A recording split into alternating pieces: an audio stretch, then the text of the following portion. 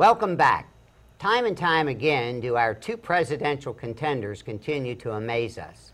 Lately, Donald Trump has been accused of morphing into a regular politician with his sudden shiftiness on his immigration policy.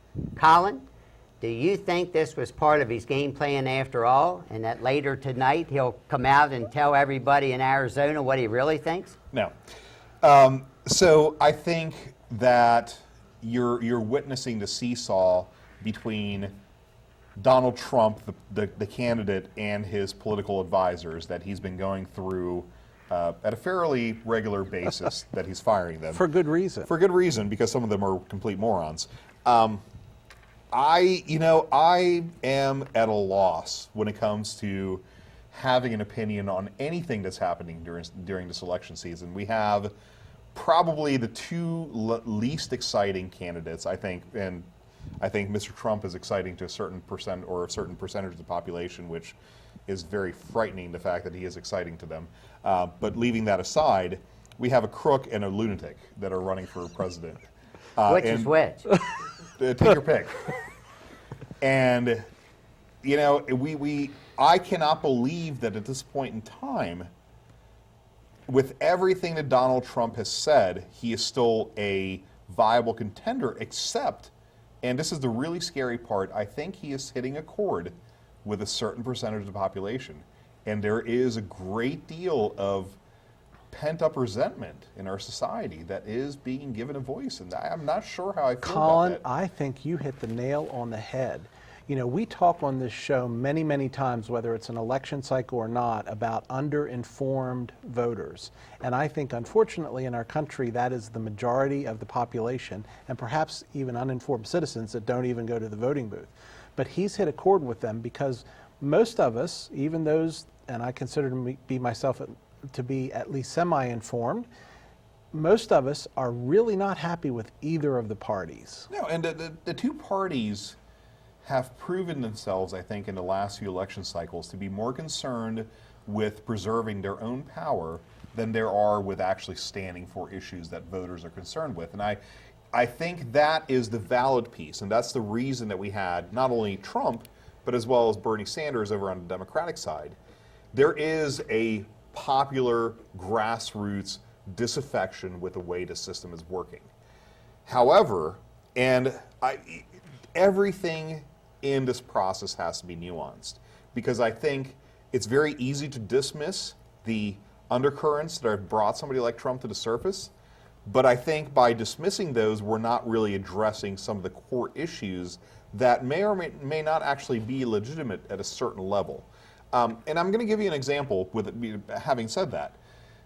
So I've spent the last couple of weeks in Europe, and there was a big row in England, especially against France over this, and I know we're talking about this later in a segment, about the whole bikini ban or the burkini ban. There is, however, and having spent a lot of time in Europe, I think we can't dismiss that as being xenophobic. There is a certain amount of concern that Western societies can have in terms of preserving, especially when it comes to France. France has been a secular society for 200 years, ever since the French Revolution. They pride themselves on having a completely secular public environment. So who dictates that one particular ethnic group can come in and impose their view of things, whereas nobody else who lives in France is exercising some sort of outrageously public religious behavior?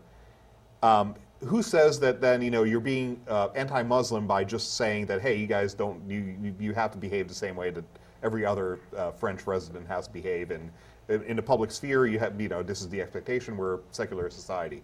So I think there is that chord that exists as an undertone, and I don't think we need to, unless we want to have a resurgence of the nationalism that rose during the 1930s, we have to take that head on. We can't sweep it under the carpet, because it's going to give fodder to somebody who's going to come along with a much more radical view. Let's bring it back to where we are today. I've heard repeatedly 14 million people voted for Donald Trump. How many people will vote in the general election? 185 million, something like that? 14 million. There's a lot of people, but it's not a lot of people. And Well, and as let's we fit- look forward. Now, wait a minute. We'll let you go. You have a problem. The Congress is at 12% popularity. Approval rating, yep. Yeah, president's at 54. So we're going to make America great again. Okay, all of this is coming around. The president's policies is a 54% approval rating. He is. Congress is at 12. Is that because the president got the best of the Congress, the leadership of Congress? Is that because of the people from the Tea Party and other Second Amendment right people decided now's our chance to really go after Hillary Clinton because of what their people couldn't do? Well, Trump's already shown. He's had 3 campaign managers, and what's the first guy? Corey Lewandowski. Lewandowski, he had to be paid to continue to be a campaign manager for Trump, because I see him on shows all the time speaking on behalf of Trump. Now, so let me answer your question. First of all, I think that the reason Obama has a high approval rating is, despite all the criticism, he's been a pretty good president. Now, are there criticisms that he can level against the guy? Certainly. And I think we need to divorce Barack Obama from Hillary Clinton, because I think there is a whole lot of baggage that But comes they're along. saying, do you want another third term of Obama? Go ahead. Which is BS. Well, that's what they're saying. That's I know what what the they're Republican saying. Party's saying. I'm just saying. But that actually, it's- she says that too. So I mean, she's not saying that overtly now, but she has said on many occasions in front of a microphone that if you want to continue the things that Barack Obama has started, vote for me. Like cheap gas prices, home heating oil prices. Well, and I would argue transportation that prices. has I nothing never to do hear with anything them. that is really talked about. I don't give them as much credit for either the good times or the bad times as maybe what some others do. Because, hold on a second, because guess what? They don't have total control. They don't have a button to turn the economy on or off. No. There are very few things in life that are black and white and that have absolute predictable consequences without unpredictable consequences. Everything else is nuanced. Everything else Unless has, the prices are high.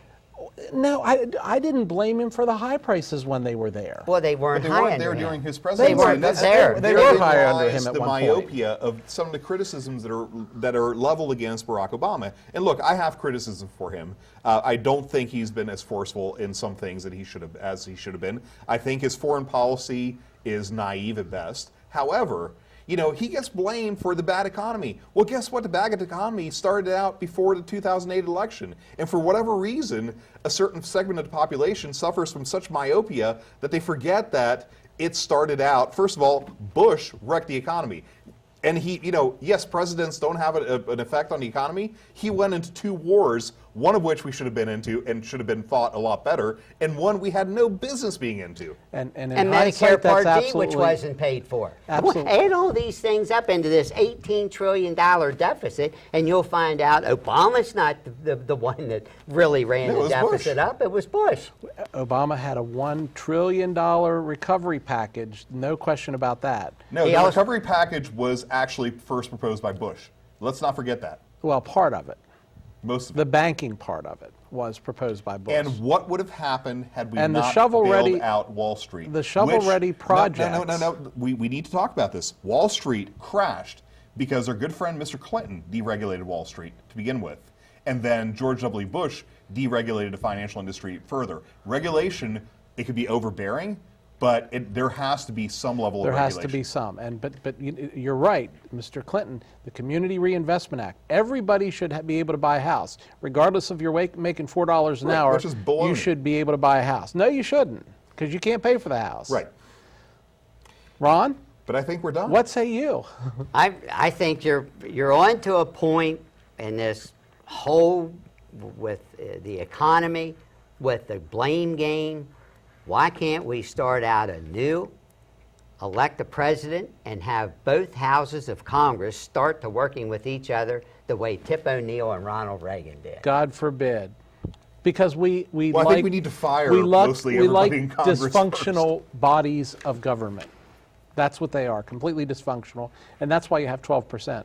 Yeah, and the president said, what did you say the president was? I didn't say you did, 54. but 54%. I think that's overrated, but that's another story. Go ahead.